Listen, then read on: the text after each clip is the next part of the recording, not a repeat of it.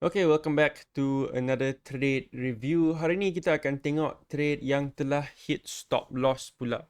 Well, bukan hit stop loss. We actually exited early from this position. So this was XAI ya yang saya share pada Mei 17. So Mei 17, if we look at the calendar, it was a Saturday, right? Hari Sabtu over the weekend. Usually aku tak trade hari Sabtu, hari Ahad on the weekends sebab Nombor satu, volume rendah. Right, if we look at the chart, kita tengok volume sini. Okay, maybe this is not a good example, but if we look at the Bitcoin chart, okay, tengok. So over the weekend, you can see volume jadi rendah. Ya, nampak ni. Sini volume tinggi, tinggi, and then over the weekend you can see starting from Friday dia dah start turun. Right, and then Sunday going into Monday dia naik balik, right? So that's the volume dropping. Dan bila volume drop, manipulation lebih senang terjadi lah. So that's one of the reasons why I don't trade during the weekend. Lagi satu factor yang membuat aku tak suka trade weekend ialah sebab ada dua major candle yang sedang close dan open, right? We have the daily candles yang sedang close and open, Saturday, Sunday, going into Monday. Dan kita ada weekly candle juga. Weekly candle akan close and weekly candle baru akan buka. So this leads to a lot of very very high and unpredictable volatility, right? Sebab candle sedang buka, dia nak bentukkan wick dan sebagainya, right? So itulah dua faktor kenapa saya tak suka trade over the weekend. But this was a trade that we actually took on the weekend, XAI. So you can see 1 hour time frame, yeah. Enter around 7409, stop loss 77, and TP 0066. Okay, so let's take a look at this on the chart. Let's analyze it and see what we can learn. Okay, so this was the trade. Oops, right here. We get rid of this. Okay. So ini 1 hour time frame. So my thought process behind this trade was, number one, Bitcoin sedang melemah, right? Bitcoin nampak weak. Number two, this was a clear downtrend, right? Very clear downtrend. Dan kita telah break structure, key structure. So bila saya nampak pembentukan macam ni, big move and then respect macam ni, I categorize this as a range, right? This is a range. Tapi kita nampak dia telah break out dari range di sini, boom, and juga di sini. So this was the first low that was created by the range. Nampak dia pump and then dia buat candle merah. This was the first low. So this becomes an important factor. Biasanya ini akan menjadi support yang pertama, yang you see it be respected di sini, right? Dan bila ini telah di break, then it's likely that it will continue down, right? Especially if ada pembentukan candle macam ini, right? Tak ada dia tak ada macam demand zone or support dalam candle ini. It's just straight fair value gaps, imbalances. Usually dia akan diisi balik oleh price, dibalancekan balik oleh price. And strategy ni was very very successful during the bear market, right? This was the strategy I was using. Saya akan cari coin yang telah pump tinggi, boom, tunggu dia sideways, dia breakout, and then I'll just short it all the way down. Sebab this is the Bart pattern, guys. Bart Simpson, the Bart pattern, dia macam ni. Dia akan pump sideways and it will just drop. Sebab kebanyakan coins during a pump, during a bull run, they will get overvalued like crazy. Dia akan pump much more than they're actually worth, right? So just tunggu dia sampai kepada distribution, the climax, wait for very clear structure break and just short it all the way down. Dan strategi ni made me a lot of money during the last bear cycle, the last bear market, right? But in this case, apa yang terjadi ialah kita entry di sini. Kenapa saya entry sini ialah sebab I was expecting this to be a lower high. Dan saya nak continuation sebab saya nampak ni dah break. So I was expecting a continuation lower. Right, at least ke sini. The first clear demand zone. Right, di sini. So I was just expecting it to fall down. Right, sebab Bitcoin weak. Ya, ada beberapa factor. Bitcoin weak. Price clear downtrend. Price dah break structure, important structure. Price dah membentukkan lower highs. So I was just targeting a continuation. Tapi apa yang berlaku ialah over the weekend dia tak terus junam dia macam ni and then dia start sideways. So during this time bila dia tak buat continuation yang aku nak, aku dah rasa macam tak senang.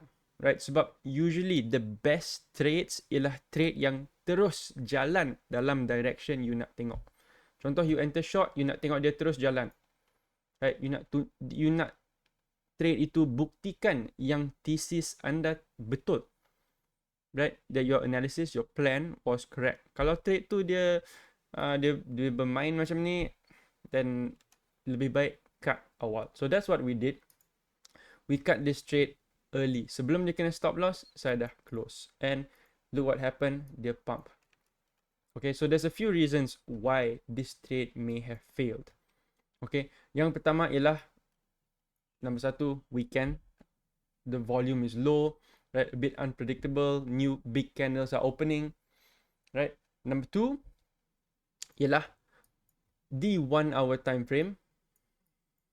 Yes, it looks like a downtrend, right? Tapi apa yang saya lupa buat ialah saya lupa buat dua benda. Saya lupa buat higher time frame analysis dan saya lupa buat lower time frame analysis untuk mantapkan sedikit entry. Okay, so let's go into the lower time frame analysis first. Dan apa yang boleh diperbaiki. Apa maksud saya bila nak cari sharper entry. So if you see, kita telah enter di sini. Right, we entered around here, 74 jap. 7409. Yeah, lebih kurang lah 7409 around here. So I'm going to go down to 15 minute and we look at the entry.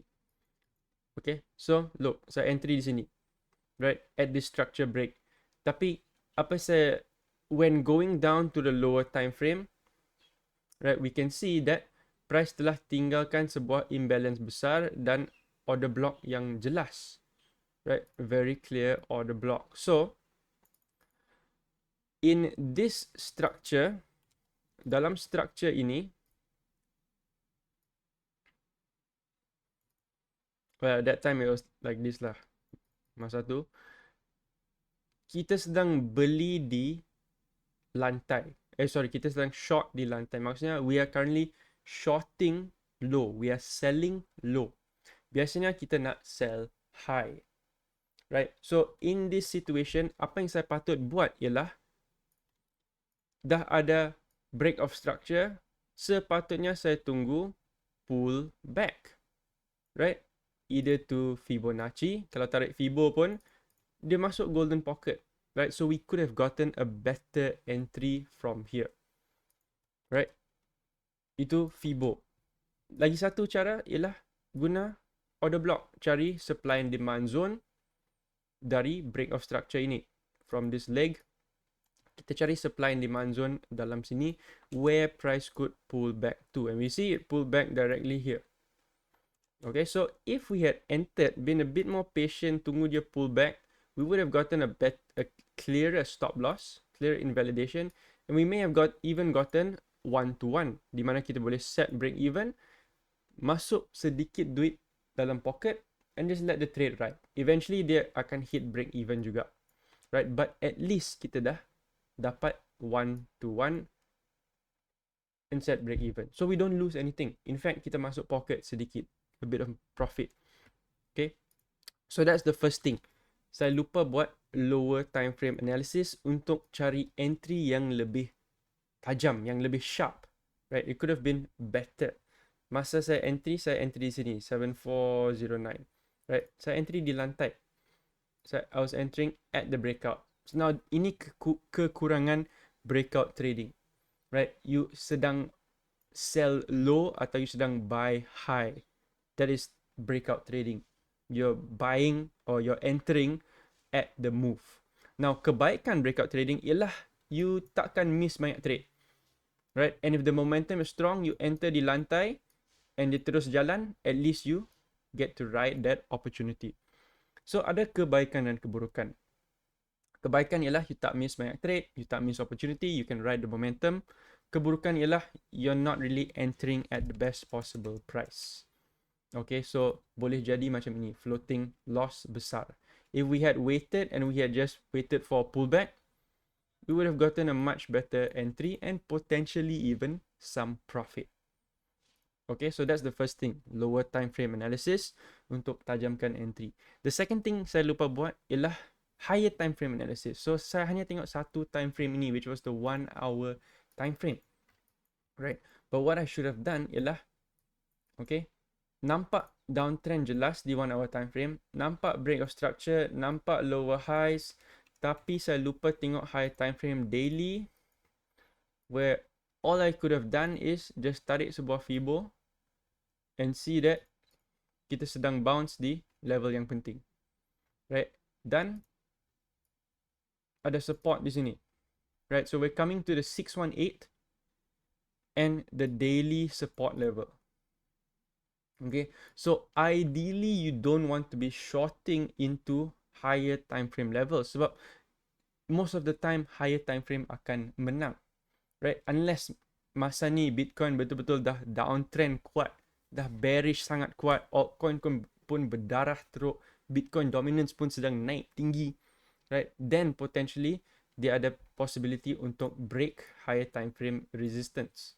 But in this case, Bitcoin lemah sikit, right? Altcoin pun they were doing okay, right?